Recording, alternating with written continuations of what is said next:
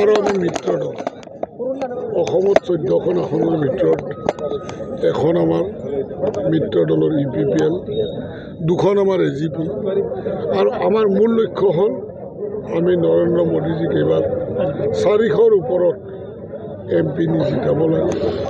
কোকৰাঝাৰত আমাৰ মানুহখিনি আৱেগিক হৈ পৰিছে যে আমি এইবাৰ দুবাৰ মোদীজীৰ শাসন পালোঁ, প্ৰধানমন্ত্ৰীৰ শাসনত আমি সকলো পালোঁ, কিন্তু আমাৰ MP জন কিন্তু মোদীজীৰ ওচৰত নাই। সেয়ে এইবাৰ কোনোবাই কৈছে অবৰ চবৰ নাই আমাৰ এতিয়া হৈছে আমাৰ নৰেন্দ্ৰ মোদীজী। আৰু আমি কোকৰাঝাৰবাসীৰ মাজত এটাই শ্লোগান যে নৰেন্দ্ৰ মোদী এইবাৰ আমাৰ ট্ৰেক্টৰত আহিছে।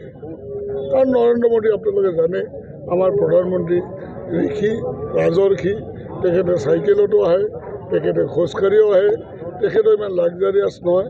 এইবাৰ আমি কোকৰাঝাৰবাসীয়ে মানে একদম হস্তম হৈ গৈছে যে মোদী আমাৰ ট্ৰেক্টৰত আহিছে, গতিকে আমি ট্ৰেক্টৰত ভোট দিব লাগে।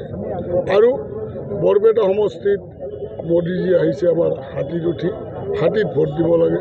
সেইকাৰণে মানুহ এইবাৰ কোকৰাঝাৰ সমষ্টিৰ মানুহ আপোনালোকে দেখিছে আৱেগিক হৈ উঠি ওলাই আহিছে।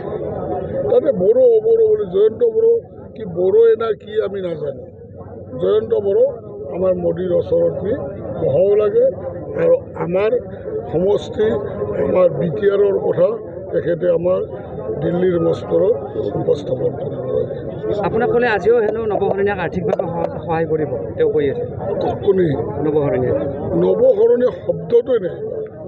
নৱশৰণীয়ক দুইবাৰ আমাৰ কিছুমান ৰাইজে ভুলবশত দিল্লীলৈ পঠিয়াই দিলে আৰু তেখেতে দিল্লীত যোৱাৰ পিছত এবাৰো এই অঞ্চলখিনিত তেখেতে হেৰি নকৰিলে, কেৱল এটা দুটা দালাল সৃষ্টি কৰি তেওঁৰ ভানখিনি সেই দালালৰ দ্বাৰাই আদি কৰিছে, কোনো ধৰণৰ এটা চিহ্ন নাই। গতিকে নৱশৰণীয় শব্দটো আমাৰ ৰাইজে ডিলেট কৰি দিছে।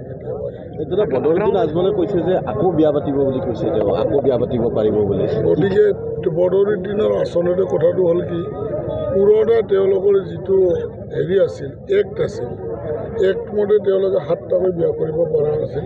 কিন্তু নতুন আমাৰ মুখ্যমন্ত্ৰী মহাশয়ে যিটো আইন কৰিলে, গতিকে সেইটো কৰিব নোৱাৰে, সেইটো ভুল শব্দ কৰিছে। আৰু আমাৰ মুখ্যমন্ত্ৰী মহাশয় সেই বিষয়ে কথাটো কৈছে। গতিকে ময়ো কওঁ যে এইবিলাক শব্দ তেখেতে ক'ব নাপায়। বিজেপিলৈ আহিব নেকি? এইটো আমাৰ মুখ্যমন্ত্ৰী মহাশয় কৈ আছে, এইটো ডাঙৰ কথা। এইটো এটা দলৰে নেতা, দুইজন দলৰ নেতাৰ মাজত আলোচনাৰ বিষয়বস্তু, ইমানো আমি অৱশ্যে ঠুকি নাপাওঁ। গোটেইখিনিতো আহিলে দেখিছে। কংগ্ৰেছত শেষত কোন থাকিব, কোন কংগ্ৰেছততো নাইয়ে এতিয়া ধৰক কথাটো তেনেকুৱা। গতিকে বৰ দুখো লাগে, হাঁহি উঠে কেতিয়াবা টিভিবিলাক চাই, নিজে ক'ব নোৱাৰাকৈ হাঁহি মাৰো, এটা তেনেকুৱা অৱস্থা হৈছে। 1 তাৰিখৰ পৰা ঔষধৰ মূল্য হৈছে আপোনাৰ 8 কি ক'ব এই ক্ষেত্ৰত?